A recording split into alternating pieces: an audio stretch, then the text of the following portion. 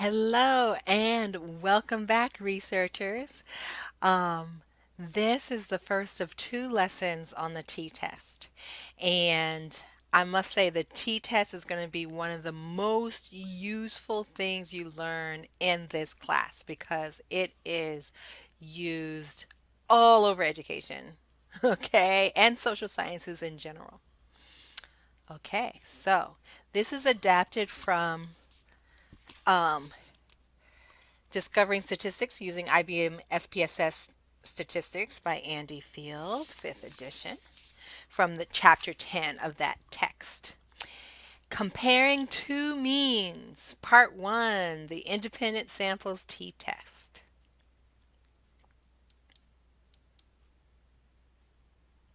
Okay, let's talk about experiments, right? The simplest form of experiment that can be done is one with only one independent variable that is manipulated in only two ways and one outcome is measured. Okay. More often than not, the manipulation of the independent variable involves having an experimental condition and a control, right? Or a treatment and a control. For example, is the movie Scream 2 scarier than the original Scream? We could measure heart rates, which indicate anxiety during both films, and compare them, right? We're comparing heart rates during Screen 1 to heart rates during Screen 2. And this kind of situation can be analyzed with a t-test. So, the t-test has a lot to do with beer, and here's why. So, William Gossett was working for Guinness, and the z scores had already been invented, okay, and the central limit theorem had already been discovered, right? And he's working for Guinness and he's doing quality control, and so he has to test the vats of beer. The problem was he didn't have the sample sizes that you need in order for a z-score to be valid, okay? And because remember, we talked about 30 or more. Um, and so he was like, ah, man, what am I going to do? Fortunately, he had mathematics skills and he was able to develop the t distribution, okay, which is different from the normal distribution. But the t distribution allows you to use smaller sample sizes and still make predictions in a similar way as we did with z scores. Okay, so notice this was someone who was trying to solve a practical problem in their profession. Okay, and when he wrote this up for a journal, and he signed it by student. He signed the article by student. I have a feeling, he was working for Guinness. Maybe he didn't want his boss to know that he had these hidden math skills, so he didn't want his name to be on the paper. But anyway, he wrote it by student, and so they took the last letter in student and called it the t-test. So there are two flavors of the t-test. There's the independent samples t-test, which compares two means based on independent data. That basically means data from two different groups of people. And then there's the related samples t-test, which is very prevalent in education. They're also called dependent samples or paired or matched samples. It compares two means based on related data. For example, data measured from the same people measured at different times, or data from matched groups of people. Same people measured at different times, you all do that all the time. Anytime there's a pre-test and a post-test, it's the same people at different times. Anytime there are scores from, April of third grade and April of fourth grade, those are the same people measured at two different times. Okay, so this happens in education constantly. But today we're going to talk about independent samples first, to jump in. So, Cloaks of Invisibility, right? So there was a very popular series, right? Any Harry Potter fans out there? And one of the magical things was the Cloak of Invisibility, right?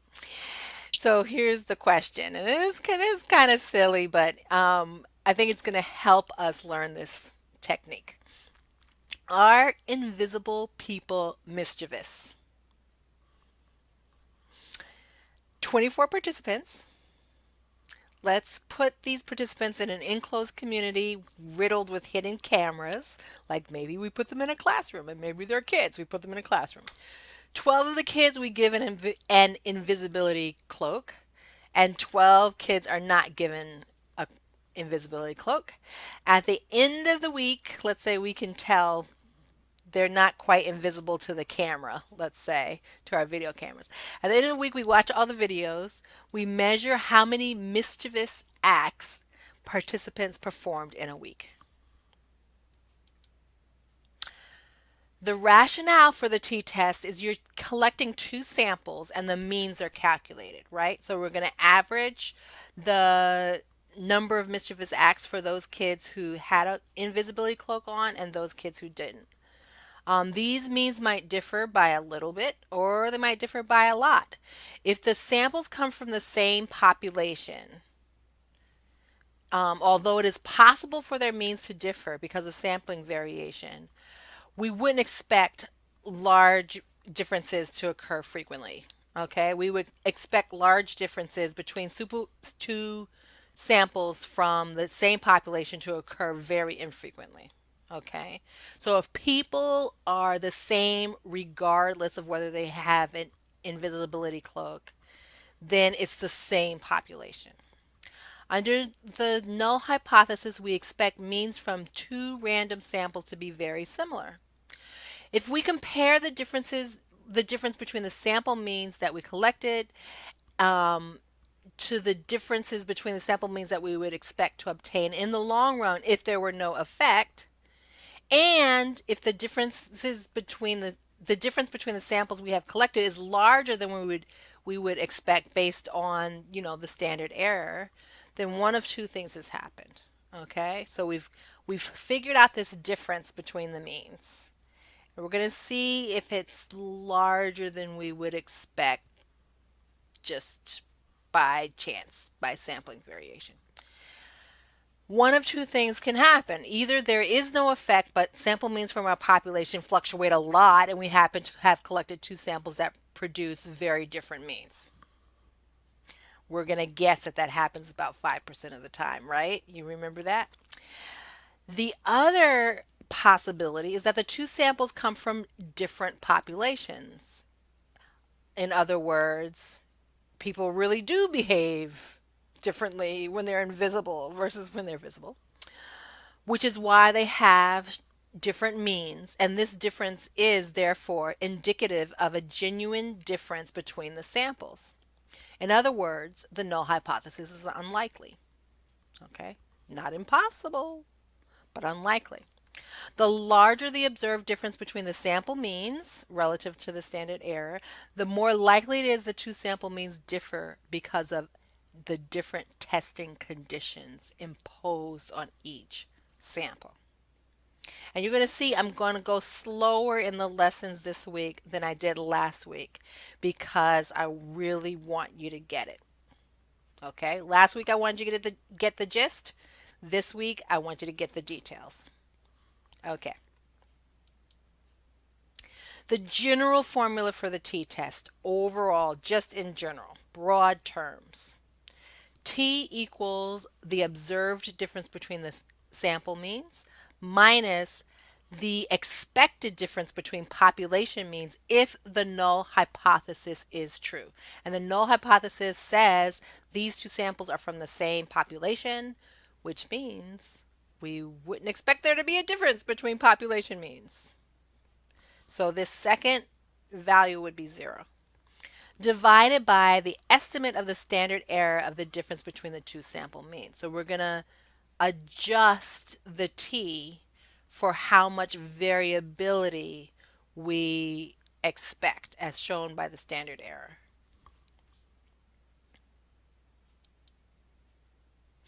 Couple of assumptions that we have to keep in mind. Both the independent t-test and the dependent t-test are parametric, so that means they're based on the normal distribution. Therefore, they assume that the sampling distribution is normally distributed. That is, that As we're drawing all these samples, they're going to cluster around the mean of the population. And the dependent t-test, this means that the sampling distribution of the differences between scores should be normal. Not the scores themselves, but the differences between the scores should play out such that most of the time with most samples, they're going to end up within some range, right? Also, data have to be continuous. This doesn't work for our outcome if our outcome must be continuous. Okay, our dependent variable must be continuous. The independent t-test, because it is used to test different groups of people, also assumes that the variances in these populations are roughly equal. That's called the homogeneity of variance um, assumption. We get around that a little bit.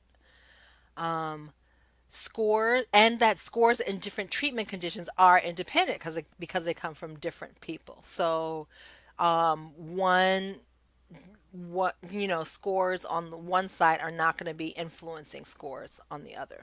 Okay, the kids with no cloaks are not going to be influencing the kids with the cloaks. I just wanted to show you the formula. In the bad old days, when learning statistics, students had to do formulas like this by hand, but we're now in the good old days. Yes, and we're gonna let the computer do that. Okay, next slide. Okay, now let's look at how we do this using SPSS. Okay. Um, in my previous video, I showed you how I opened up this data set. Okay, and I printed out some frequencies in the previous video and made a histogram and fun things like that. Okay, so let me show you how I would do a t-test. First thing I would do is I'm going to go to the Analyze menu item, and I want to compare means, and I want to do an independent samples t-test. So I click on that. Now, my grouping variable, my kids are in two groups. So my grouping variable, this cloaks of invisibility is highlighted. So I move that to grouping variable. Mischievous acts is my test variable, right? That's my outcome. I'm going to move it to there. Now, for the grouping variable, uh, we have to tell SPSS what two groups we're comparing. And so we see that the two groups were labeled 0 for no cloak and 1 for cloak. Right? And you can see that in the variable view too. 0, no cloak.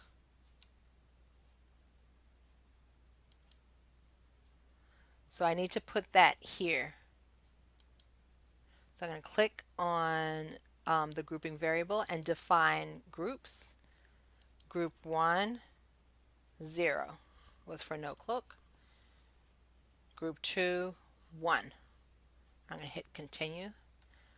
Is this one where I want to put options? Yeah. Okay.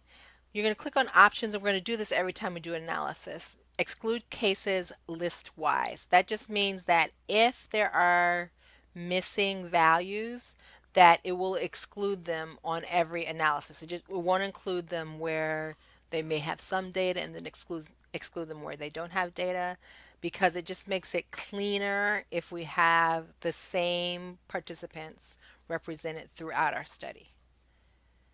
So I'm going to hit continue there, and okay. All right, and then here is this is the sausage, right? This is syntax of these are the programming language commands. And then here is our outcome below that. So let's look at our output. And I copied it into your slides.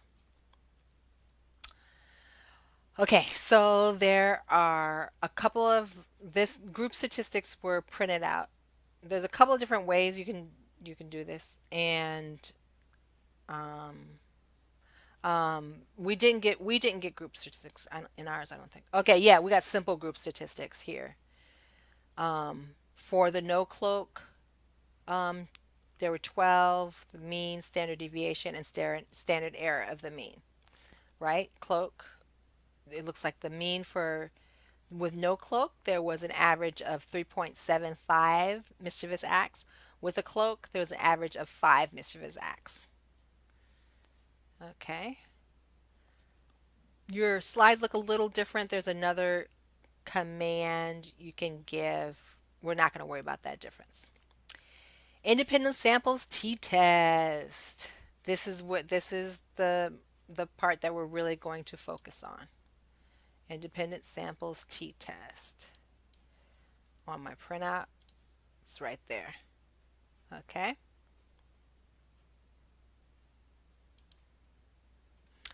We're always gonna we're we're not going to assume that there are equal variances. Remember, that was one of the assumptions of the classic original t-test. We're not going to assume that the computer can make adjustments for us for that. And it's this bottom row that we're really interested in. That's highlighted pink on the slide. I'm going to go back to my output. Here's what it says, because it's a little bigger, easier for you all to see.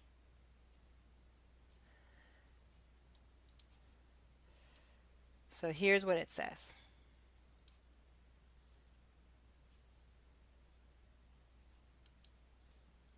Yeah, sorry. Okay. Our our t value was negative 1.713. And whether it's positive or negative doesn't really matter. It just indicates which one was your first group and which one was your second. Degrees of freedom was 21.541. Degrees of freedom is related to the total number of students, but then adjusted. Two-tailed significance, this is very important, 0.101. Okay, that's the p-value. The p-value, we have a difference in mean where in the no cloak condition, students committed on average 3.75 mischievous acts. Those who had an invisibility cloak committed on average 5 mischievous acts. The t statistic or t value that we get from our analysis is negative 1.7, 21.5 degrees of freedom. Our p value, given the independent samples t-test, was 0.10. If our alpha is 0.05, do we reject or fail to reject the null hypothesis that there is no difference in mischievous acts when kids have an invisibility cloak or don't have an invisibility cloak?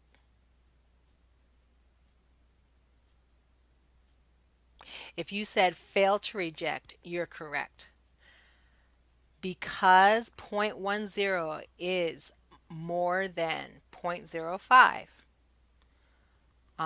we're essentially saying that the probability that the null hypothesis is true is too high, okay, for us to reject the null hypothesis. Okay, we fail to reject the null hypothesis. There is not a statistic, and we conclude that there is not a statistically significant difference between the number of mischievous acts that kids commit when they have an invisibility cloak or when they're invisible versus when they're not. All right. Okay. Let's go back to the slides. Oh, also, I want to show you this. You know how when you're getting like you're watching for the election results and they're giving you like our exit data says such and such, or every now you'll be watching a news report and there'll be some kind of data that they're giving you and they say plus or minus 3, right? So you know 50% of Americans have lost confidence in the government, let's say, plus or minus 3%, right? And they're kind of giving you the range on which that statistic likely falls. That's what this confidence interval is. Okay? It's the range in which in this case the t statistic, the t value falls. Okay? Oh no, confidence interval of the difference. The range in which this mean difference might fall uh, in the population. Okay, so we'll con- I'll continue mentioning confidence intervals, so you'll get a fairly intuitive understanding of them. Okay, I just want to mention effect sizes. The difference here we saw was what, 1.75, 1.25, right?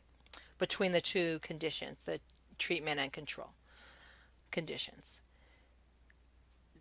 But we were counting mischievous acts, right? If we want to compare across studies, often it's helpful to have some other way of knowing the size of a difference, okay? And the way that we can compare across multiple studies is to put the size of the difference all in the same unit to standardize it. And we learned about a strategy for standardizing numbers, and that was basically to take whatever statistic we had and divide by the standard deviation. And the effect size does just that. Okay, so you take whatever statistic you have, the difference in this case, it's the um, difference between the mean acts of misbehavior when kids had on a cloak versus when the kids did not. 5 minus 3.75, which is 1.25, and you divide by the standard deviation of the control, which was the no cloak condition, 1.91, and you get an effect size of 0.65. Okay, and it's 0.65 standard deviations. So standard deviations become the unit, and then you can compare across studies. You won't need to. I'm just touching on this for your information. Okay, you can definitely find out more information in your textbook or online. There's information about effect sizes. Okay, you won't need to calculate effect sizes or report effect sizes for this class, but I want you to understand what they are. So, reporting the independent t-test. Okay, on average, participants given a cloak of invisibility engage in more acts of mischief than those not given a cloak. And you see the mean equals 5. That's presented in parentheses. The standard error equals 0.48 for given a cloak of invisibility. And then you see the mean and standard error for those not given a cloak of independency. Invisibility. This difference minus 0.125, and for this class we don't need to report um, the confidence interval. We're not going to worry about that. This difference minus 1.25 was not significant. And we're going to always say not statistically significant because these word significant has a meaning outside of the word outside of the statistics world. So we want to specify that we're talking about statistical significance, not just significance in general. Okay. And if it's not statistically significant, I don't want you to worry about uh, the effect size. We're not going to report the effect size.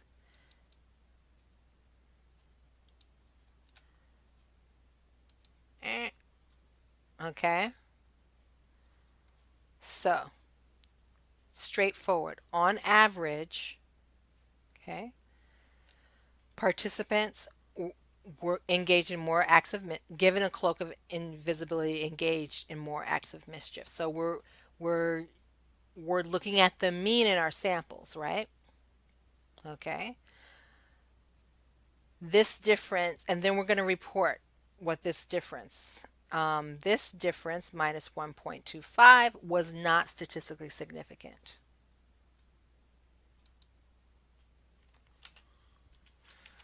Oops, let me take off the cross out. We conclude that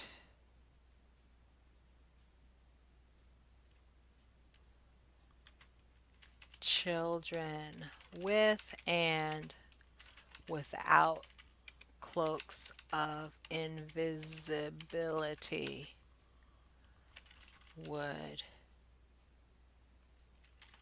commit similar numbers of acts of mischief. Yep, I want a concluding sentence in there. So let me clean this up by deleting the stuff I crossed out.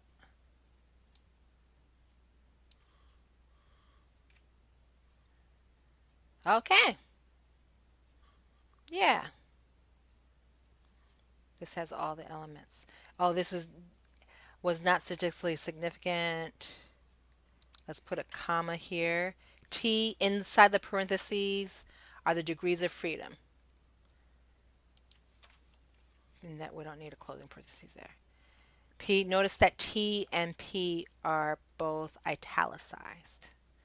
Notice that M and SE are also italicized, okay? Because they represent, all of those represent statistics. Oh, and that's it, okay? So that is how you conduct an independent samples t-test. See you next time.